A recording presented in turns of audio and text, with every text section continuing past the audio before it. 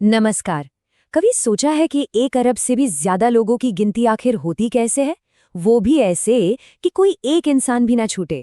ये कोई छोटा मोटा काम नहीं है, बल्कि एक बहुत ही विशाल और पेचीदा पहेली है, और आज हम इसी पहेली के परते खोलने वाले हैं। तो ये सिर्फ एक सवाल नहीं है, ये एक राष्ट्रीय चुनौती है। और इसी चुनौती को हल करने के लिए एक पूरा जबरदस्त सिस्टम बनाया गया है। इस इतने बड़े सवाल का जवाब पता है कहाँ छिपा है? कुछ बहुत ही सटीक, एकदम क्रिस्टल क्लियर डेफिनेशंस में। जी हाँ, यही परिभाषाएं इस पूरे काम की रीढ़ की हड्डी हैं, जिसे यहाँ से, मतलब भारत के महापंजीयक के कार्यालय से कंट्रोल किया जाता है। तो चलिए शुरू करते हैं अपना ये सफर। हम देखेंगे कि कैसे देश के नक्शे की सबसे बड़ी यूनिट से शुरू करके धीरे धीरे हम एक एक घर के अंदर मौजूद परिवार तक पहुंचते हैं। अच्छा, तो किसी भी जनगणना का सबसे पहला, सबसे जरूरी कदम क्या होता है? वो है पूरे देश का एक डिटेल्ड नक्शा तैयार करना। यहीं से सटीक डेटा की नींव रखी जाती है। तो ये सब होता कैसे है, मतलब शुरुआत कहाँ से होती है? देखिए, सबसे पहले जनगणना करने वालों को, जिन्हें हम प्रगणक कहते हैं, काम करने के लिए एक साफ सुथरा एरिया दिया जाता है। आइए देखते हैं ये कैसे होता है। जरा सोचिए, अगर 2 जनगणना कर्मचारियों को एक ही इलाका दे दिया जाए तो क्या होगा? गिनती डबल हो जाएगी, है ना?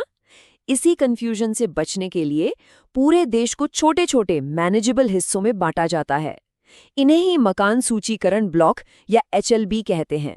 हर एचएलबी की अपनी बाउंड्रीज एकदम साफ होती हैं, ताकि कोई भी जगह न तो छूटे और न ही किसी जगह को 2 बार गिना जाए। हर ब्लॉक एक पहेली के टुकड़े की तरह है, जो मिलकर पूरे देश का नक्शा पूरा करता है। अब ये देखिए, ये है एक असली एचएलबी का नक्शा। इसमें सड़कें, गलियां और दूसरी पक्की चीजें इसकी बाउंड्री बनाती हैं। इससे प्रगणक को एकदम साफ पता होता है कि उसका काम कहाँ से शुरू होकर कहाँ खत्म होना है। कोई कंफ्यूजन नहीं। ठीक है, तो अब प्रगणक अपने एचएलबी में पहुंच गया।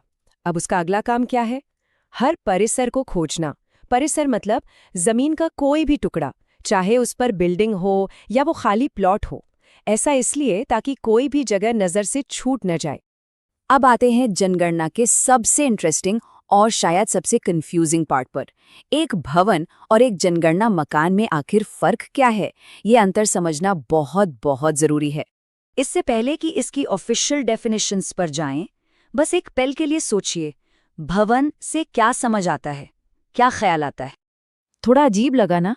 लेकिन हाँ, जनगणना के लिए एक मामूली सी झोपड़ी भी एक भवन है, और एक बड़ी सी गगनचुंबी इमारत भी एक भवन है।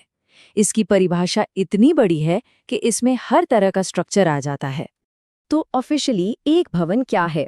जमीन पर कोई भी अकेली खड़ी संरचना, जिसकी दीवारें और छत हों।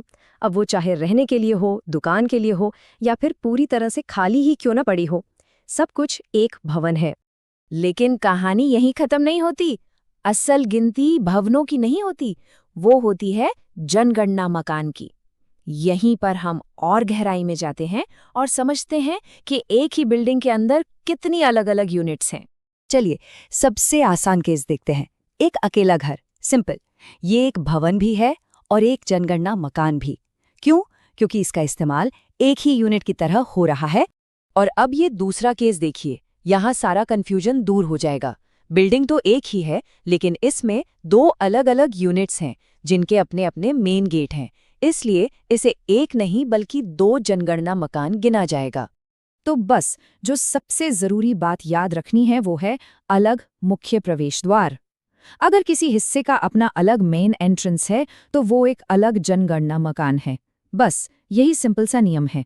ठीक है, तो अब तक हमने बिल्डिंग्स और जनगणना मकान गिन लिए, लेकिन जनगणना तो लोगों की होती है, राइट? तो अब इन मकानों के अंदर चलते हैं और वहां रहने वाले परिवारों को समझते हैं। ये एक बहुत कॉमन सवाल है जो दिमाग में आता है, और इसका जवाब जनगणना के एक बड़े ही मजेदार नियम में छिपा है। तो इसका जवाब है हाँ, बिल्कुल। जनगणना के हिसाब से वो एक ही परिवार हैं, क्योंकि परिवार को डिफाइन करने वाला नियम खून का रिश्ता नहीं, बल्कि एक कॉमन किचन है। अगर कुछ लोग, चाहे वो रिश्तेदार हों या ना हों, एक ही रसोई से खाना खाते हैं तो वो एक परिवार हैं। तो अब तक हमने इन सारी डेफिनेशंस को एक एक करके समझा, HLB, भवन, जनगणना, मकान और परिवार। लेकिन ये सब इतना ज़रूरी क्यों है? आइए अब पूरी पिक्चर को एक साथ जोड़कर देखते हैं। ये पूरी प्रक्रिया असल में इन स्टेप्स में सिमट जाती है। एक बड़े ज्योग्राफिकल ब्लॉक से शुरू करके उसके अंदर हर परिसर, फिर भवन, फिर जनगणना मकान की पहचान करना और आखिर में हर घर के अंदर रहने वाले परिवार को गिनना। और इतनी बारीकी से की गई मेहनत का नतीजा क्या निकलता है? इससे जो डेटा मिलता है ना, वो बेहद सटीक और भरोसेमंद होता है। और इसी डेटा के आधार पर सरकारें फैसले लेती हैं कि कहाँ नए स्कूल बनेंगे, कहाँ अस्पताल चाहिए, कहाँ सड़कें बनेंगी और योजनाएं लोगों तक कैसे पहुंचेंगी। तो अगली बार जब जनगणना का जिक्र हो तो याद रखिएगा कि ये सिर्फ लोगों को गिनना नहीं है, ये परिभाषाओं का एक बहुत शक्तिशाली सिस्टम है। और जाते जाते एक सवाल के साथ आपको छोड़े जाते हैं। अगर आज एक कॉमन किचन परिवार बनाती है, तो भविष्य में जब हमारे जीने के तरीके बदलेंगे, तब जनगणना कैसे बदलेगी? सोचने वाली बात है ना।